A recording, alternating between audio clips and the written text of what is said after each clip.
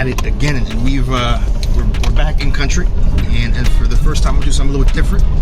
We're gonna go ahead and do a vlog style episode, because things are really different in Haiti right now, and we're trying to give a perspective of the changes that have happened, and just really, quite frankly, a little bit of departure from SeeJeanty, because it's things are uniquely bad right now, but I mean, as always, it's not hopeless, right? But things are uniquely bad right now, and we can't not show that reality, because SeeJeanty has never been about hiding anything. It's about showing all elements, but hopefully we can provide a perspective that's clear, that's precise, that's direct, and can provide a little bit of guidance for folks over there, because again, it's painful to see that the country has gone in a direction every year that is the very opposite of the direction it needs to go. And even passing by the airport, you can see that the entire Park Hugo Chavez, has become a camp, for folks from City Soleil and those gang areas. And you can see just, hundreds of people, if not potentially thousands of people, who are all at that camp, piled, living outside, no help from the government, or even NGOs. I don't think are even able to function right now. It's tremendously heartbroken. So we're gonna just take this episode. We're gonna move around town. We're gonna show some things, and hopefully, we can do another vlog in a year, 2 years, and maybe show things that are a bit better on the ground. But, yeah, SeeJeanty vlog episode, first one ever. It's really important to show.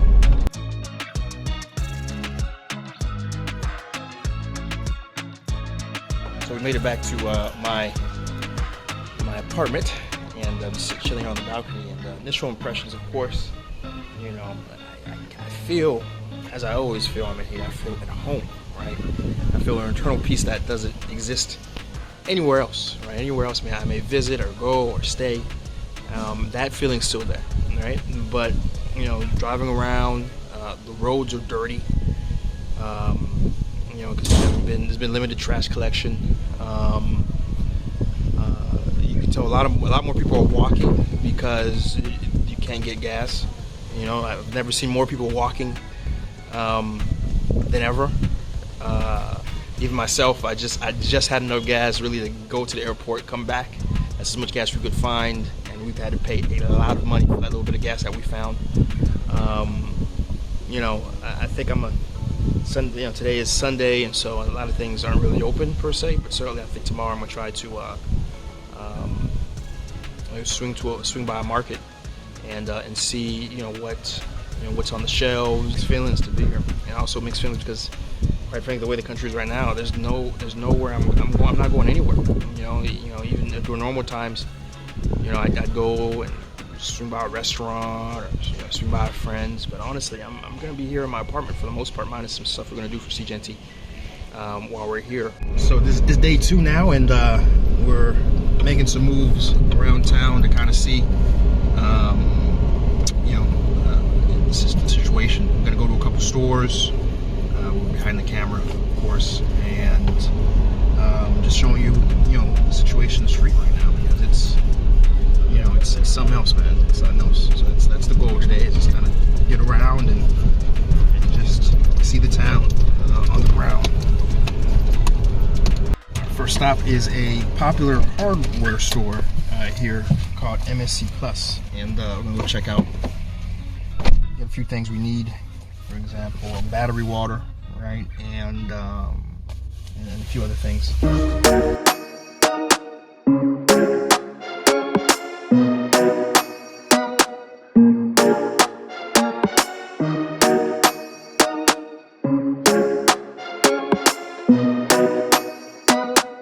So just wrapped up, and there seemed to be plenty of inventory. I mean, there were some things that were pretty light, got to go all the way in the back and get it for us. But for the most part, you know, things seem to be somewhat okay here at this hardware store. I mean, it's one of the largest ones in Port-au-Prince, so I'm assuming they, you know, they would be okay, right, given the amount of stock they have here. But we'll go to another spot or two and let's evaluate together, you know, the current status.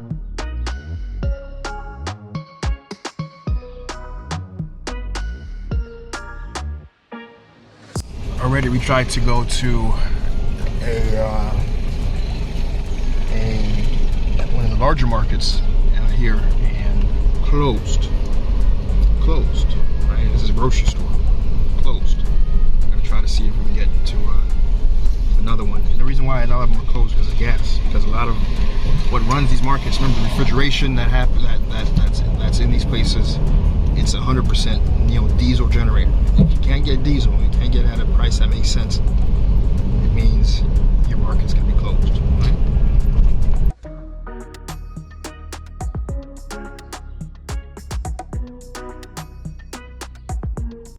So right now we're in an area called Maigati, meaning bad corn in Creole, and we're actually getting gas. You know, this is how, you know, there's no gas in the pumps, so the way we're getting gas is, you know, by these black market vendors.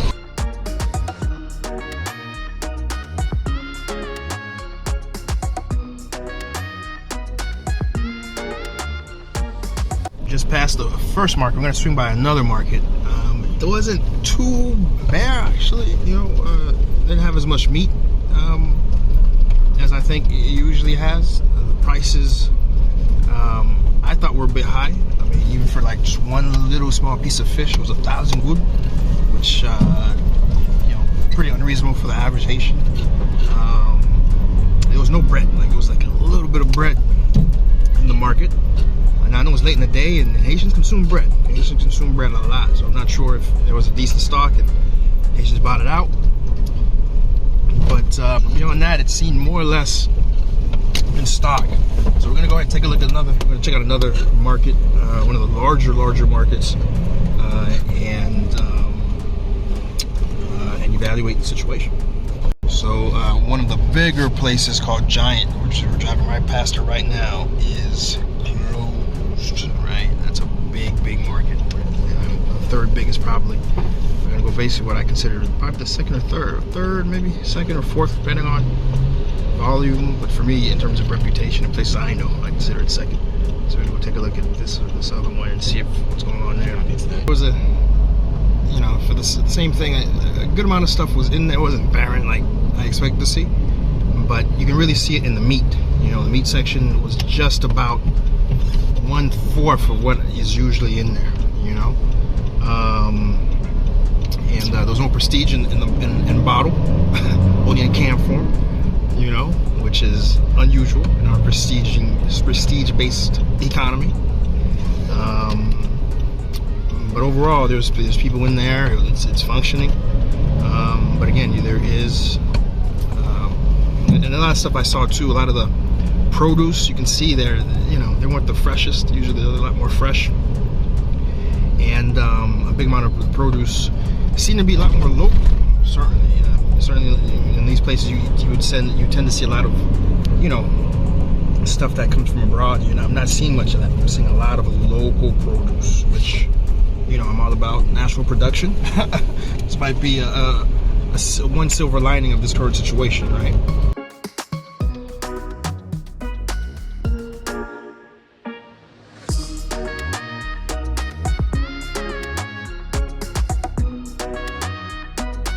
It's open, so I'm gonna pop in real quick and see what they got in here.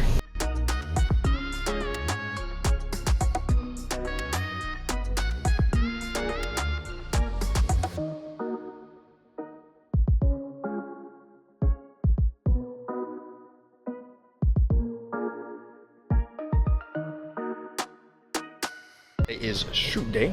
We are heading to a location to go ahead and put together an episode, and always fun, right? But I'll be honest, given the current state of the country and what's happening, you know, it's nervous. We're nervous. You know, that's undeniable. You know, a lot of folks who ask me, Chris, how do you do what you do, move around different places you do. Do you feel nervous and stuff? For a long time I haven't, but right now I certainly do. So the show must go on, and thank God we'll be all right. So we just put up what we're going to be doing on one of our next upcoming episodes, and I don't want to ruin too much, but I might as well just tell you guys it's the Voodoo episode, and we just pulled up part, and I'll show a little bit here and there, but for the most part, you're gonna have to go and wait and see the episode. So I just got inside here. You can hear the music, and it's the first time in something like this. Anyways, we'll leave it for the episode. But very interesting.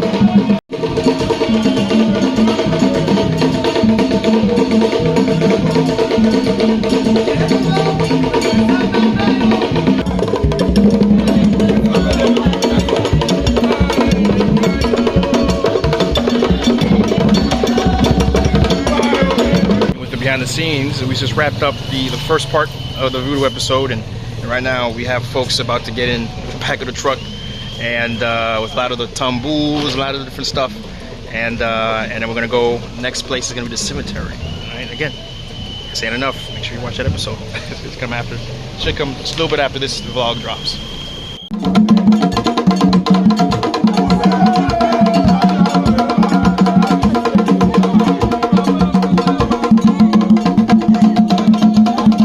Up the shoot, and we're driving back. Of course, your boy is on the steering wheel. A lot of folks don't understand. I drive to most of my places. I remember when I first in Haiti. I was in Haiti for over a year, and it was me driving everywhere, you know. And in fact, when I finally got around to hiring, really, it was not really a driver, but someone to help me, you know, with a lot of errands, you know. And sometimes, depending on where we're going, he would drive for me.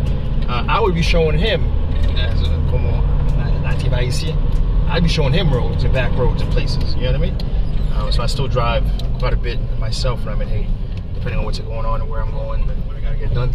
But in any case, we're wrapping up, and you know, I think tomorrow in my office, I want to have a one-on-one conversation with you guys in terms of what's happening in Haiti, and you know, what needs to happen, especially given that there's supposed to be an intervention force coming. And ultimately, I hope thus far we've given a perspective of how Haiti is and its state. And really, again, it's not in a condition at all I was hoping it would be when we first started this in 2017. You know, we'll talk more about it.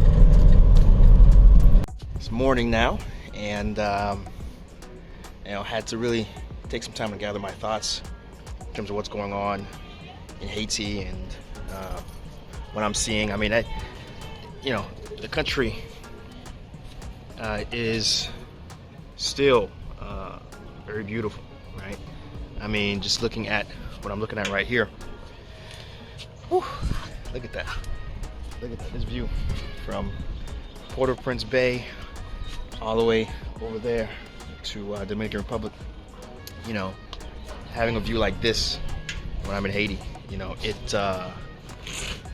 you know, I can't not be inspired that a change can happen, to access the incredible beauty and potential that the country has. But you know, I'm not gonna lie, every single year since when I moved back here 2017 full time, things have gotten worse from a macro level, and I've just seen the degradation of the quality of life of everyone around me. And those who are even still here, you know, most likely have left, right? Got so many friends who are back in the States now. I got so many friends who are in Dominican Republic now. I got so many friends who have tapped out, and these were folks as ambitious and folks who had as much will and desire as I do for the country to change, and we're actively engaged in different businesses, actively engaged in different social ventures. And they all, you know, because of the way the country has been between paid locks and presidential assassinations and now this current epidemic of gangs, have left. I don't know what the right answer is, guys. I know I've started to take a slightly more vocal stance for some sort of intervention. And to be clear, what I mean when I say intervention is not literally a new round of mini-stock troops on the ground everywhere you go. I remember when I first got here in 2017, they were everywhere, and it boiled my blood, as a son of Dessalines, to see, foreign troops occupying our land. I don't want to see that again. What I do want to see is a concentrated effort, joint effort with our police. What I want to see is real resources, just like when I'm watching what's being sent to Ukraine right now, the sort of firepower gangs, firepower guns that are being sent to fight, a force that is generally needs to be fought. I'm like, that's what we need. That's what Haiti needs. Haiti needs lots of real resources, in the hands of our police to help fight, and perhaps real training, but training takes time, and we have a big trained force already, to be honest. They need resources. They all tell you that. They need resources. They need bulletproof vehicles. They need guns to keep up with the guns that the gangs have. They need, again, better metro, gang warfare training, and we need a system in place to go after these gangs as well. Intelligence, right? And of course, at the end of the day, the U.S. who knows, where, that big funds are being moved out of U.S. banks to Haiti banks and vice versa. The U.S. needs to do what it has to do, not just provide sanctions to a few handful of people symbolically, but they need to go after these folks that they know that are funding these gangs. They know who they are, and the U.S. needs to go after them, right? So, those things put together would do a real impact without having that, situation where we have, again, a intervention in the traditional sense, and there's, as I'm making this video now, there's talks about Canada taking a lead role, and there's a lot of different ways. I always wish that the diaspora had a more direct way to engage. I know the diaspora has so much pent-up energy to try to move in and help our country, but I'm sure that will come, in time. But I just wanted to just share my thoughts on this situation, and at the end of the day, I'm still going to be here, whether or not the SeeJeanty media is producing content or not, which it certainly should be. I'm still going to be on the ground. We're still going to be doing what we need to do, and I appreciate everyone who watched this video and accompanied me as I did an untraditional episode with just myself. And this whole episode was shot on my OnePlus 10 Pro. So excuse the quality maybe, and let me know too. Let me know if you guys want more of these sort of episodes, and I'll probably do them. So hit the subscribe button, share the video, and let's keep praying for Haiti. Let's keep working for a better Haiti. All right? Peace.